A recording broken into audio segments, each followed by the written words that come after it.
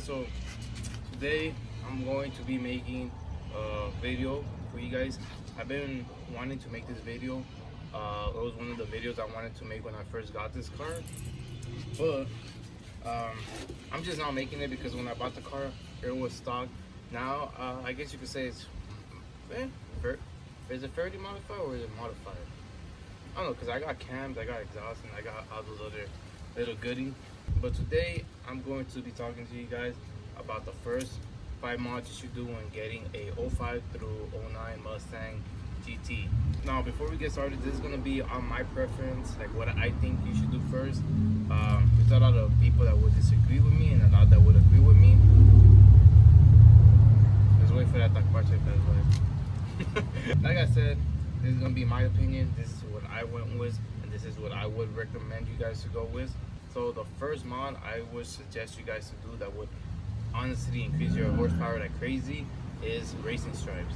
Now racing stripes, it makes the car look aggressive and nice and slick, and it also gives you about like a 15 bump to 15 real horsepower, which is good. Alright, all jokes aside, let's get started to the video. Alright, so the first mod I believe you guys should do when getting an 05 through 09 Mustang GT is exhaust. Now exhaust, they come in different prices depending on which one you go with, and there's 3 parts to the exhaust, which is the first one being headers, which goes from the engine to like halfway where the GT logo is. The mid pipe is the second, that goes like literally in the middle of the car. Then you got the axle back that goes in the back of the car, like around the trunk area underneath there. For my car, I got shorty headers followed by pipes off-road X pipe, followed by a SOP loudmouth, and I have Flowmaster resonators. But the long tubes will give a lot more horsepower than the shorties. And then I went with the pipes off-road X pipe because those were more on the budget side, and I went with the X pipe because I just like the X pipe more. It has more of a raspier tone. The H pipe is more of a deeper tone. It mostly depends on your preference, but I went with the X pipe because that's what I like. I prefer a raspier tone. And then after the mid pipe, we have the resonators, which I have on. It does quiet the car a little bit, but not that much. But it gives it a nice deep sound, and it sounds good. And then we have the axle bag. For axle bags, they have a lot of axle bags. The border attacks are one of the good ones, and it's like more on the louder side. But those are actually pricey as well. As of right now that I'm recording this, I don't really know how much they cost. I think they go for like around $500 or $600. But I decided not going with those. I actually went with the SOP loudmouths. The SOP loudmouths don't have a muffler on them. It's just basically a tube. And I like the design on it because the loudmouth, the axle bags, like the exhaust tip, doesn't just come straight, it goes like down in an angle, so it looks pretty cool, and it actually sounds pretty decent. I'm not gonna lie. I'll go ahead and play a clip for you guys right now. I don't want to rev my car right now or turn it on because the neighbor down there gets jealous when I do that because it's pretty loud. So she takes out her, I don't know what the hell it is. It looks like a Fiat or a Honda hatchback. But she gets jealous and starts revving it, and then the cops come, and then she starts getting butthurt, saying that people over here be revving the car too. So the quality is gonna be in the nighttime, which will not be that visible, but that doesn't really matter. I'm just showing you guys that clip so you guys can hear how my exhaust sounds. Also keep in mind, I do have stage 2 cams, so the idle is going to be way different than a stock car with stock cams, and it's going to be louder and deeper than a stock engine since I have the cams. So cue the clip.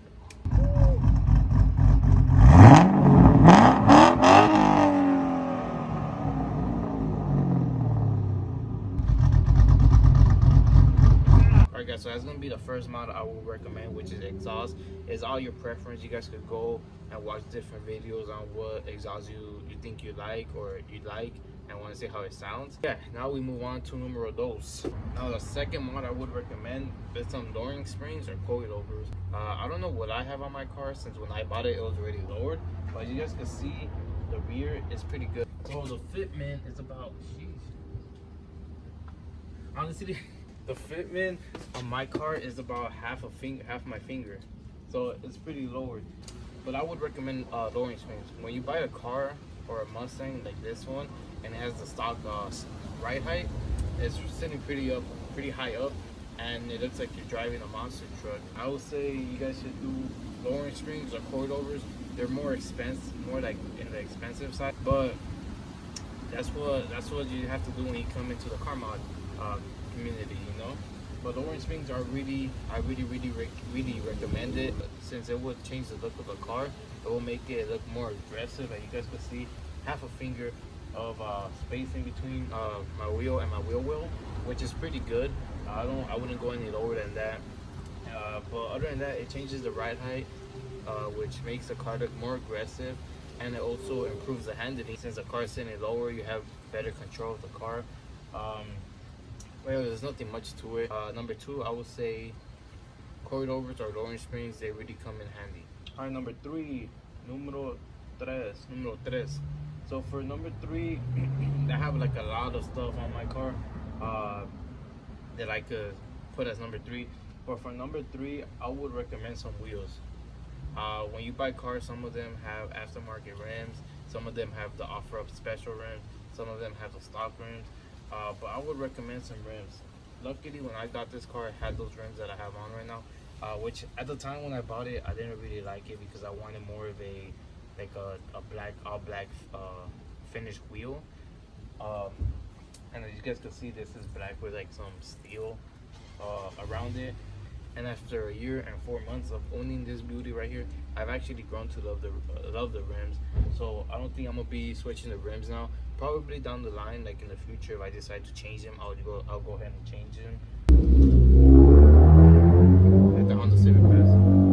But yeah, third mod, I would recommend some rims, some good rims that you guys like yourself. You know, it's your car. I'm not gonna tell you guys how to modify it, but the rims are really change the look of the car as well. It also makes the car look more aggressive and gives it character. Look at the rims as shoes when you put on an outfit. When you put on an outfit, you can't just put any shoes. You have to put on some shoes that go with your outfit, right? So that's how I look at rims. The previous owner did put some curved rashes on this, which I don't understand how he did that, since the lip of the tire right here, I don't know if you guys can see it, but the lip of the tire right here actually comes upper. Like what I'm trying to say is that the rim sits lower and the tire lip. So I don't know how he was able to scratch these damn rims. So yeah, that's the third mod I suggest you guys to do, aftermarket rims. Now the fourth mod I would recommend, I kind of turned the straight in right there. Fourth mod I would recommend you to do, mate, would be, it's not nothing big, but window tint. Window tint, I wouldn't say a mod. For example, I wouldn't say the rims are a mod either. I would say it's a an enhancement mod, you know. It's way different than the performance mod, but this video is going to be performance and enhancement mod put together. So like I was saying, the fourth mod, enhancement mod, I'm gonna say that I suggest you guys do is window tint. Window tint, some people don't like it, other people do. I like it personally because it gives me privacy. You know, I could be driving and getting a anyways, I could be driving and you know, having privacy with my windows up, not worrying, but not like being awkward when like people are looking into my window, like what the hell are you looking at, you know. But that, and also when it's like hot, like for example today it's freaking like, I don't know how hot it is in Cali, but when it's hot and the sun is like literally in your face, I just rolled up my windows, and like the sun still comes through obviously because it's just window tint, but I don't feel like my skin isn't burning anymore from the sun, you know. So that's one thing that comes in handy is the tint, because it just stops you from getting burned from the sun, and it also makes the car look aggressive. Right, look at that. You can't tell me that doesn't look good. Like, would you rather want this, or would you rather want a window that you can see straight through? Huh? This car was already tinted when I got it. The only thing is that the tint is peeling from the corner, and I also have like scratches going horizontal on the window, which I don't understand why, since my door actually has like the soft material on the side, so it won't scratch the tint. But so that's a fourth mod I would suggest you guys to do if you want your car to look more aggressive. 2, they want to get burned from the sun when you're driving. 3, want more privacy when you stop on the red light and don't want people to look at you. And I think it was only 3. Can't remember. Now on to the 5th mod. The 5th mod I would recommend you guys to do is, I guess I could kind of put this together. The 5th mod I would recommend you guys to do is a quarter intake and a tune. There's a lot of quarter intakes out there. You know, they have JOT, they have, don't get K&N. No, K&N is like a waste of money. There's a no tune required intake, which is just carb legal, you know. But I would recommend you guys to get a quarter intake. It does give you some power. It's not a main performance mod. I see it more of a supportive mod because it's more like it supports the engine rather than give the engine power. I have a tune required quarter intake. That's the only reason why I didn't put it until the day that I put the cams. So I'm gonna go ahead and show you guys what intake I have right now. All right, so here is my intake. The car, the engine bay, oh my god, this is the second time I've seen this since I washed it or got it detailed, and it looks so damn good. Like, look at that, like look at this, like the plastic is all like black, like it looks like it just came out of factory. My quarter intake is clean and everything. Look at that. So thank you, Alfonso, for doing this. I really love the engine bay, how it came out. If you guys haven't seen my detail video where I get my 3-valve professionally detailed, go ahead and watch it, not wash it.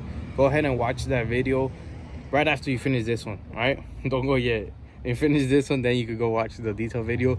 I show how my car went from having some nasty water spots to like a lot of scratches and a dusty engine bay and dirty exhaust tip to having a nice shiny reflective paint job with minor swirls now, because I did have a lot of swirls on this car and it was like visible a lot. Now it's less visible. Like for example, this one right here, you could barely see it. Like in person, I could barely see it. I have to get this close to the car, but you're not gonna be in Inspector Gadget mode when you look at someone's car, right? You're just gonna be like this far maybe, and you can't even see it. Also, like the big scratches that I have on the car are less visible now. Engine bay is washed and exhaust tips are clean. Look, clean. I ran out of breath right there in that last sentence.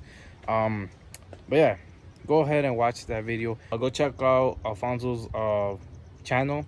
I already gave him a plug, but I'll give you another plug, man. But I have his channel linked in the description of the detail video if you guys want to go ahead and check out his channel. But let's get back to this video. So you guys can see I have a cold in there. I have a CNL quarter intake that is a tune required. And you guys can see it is a big old tube right here, and it is a big old filter that you guys can see right here, which damn, I can't stop saying this, Alfonso. You did a good ass job. But this is where your quarter intake goes on the 3-valve Mustang GT. So that's a 5th mod. I would recommend you to get a quarter intake that is a tune required, so you could get the most power you can out of a quarter intake. And the other half of numero 5 is a tune. A tune is something you should get on this car.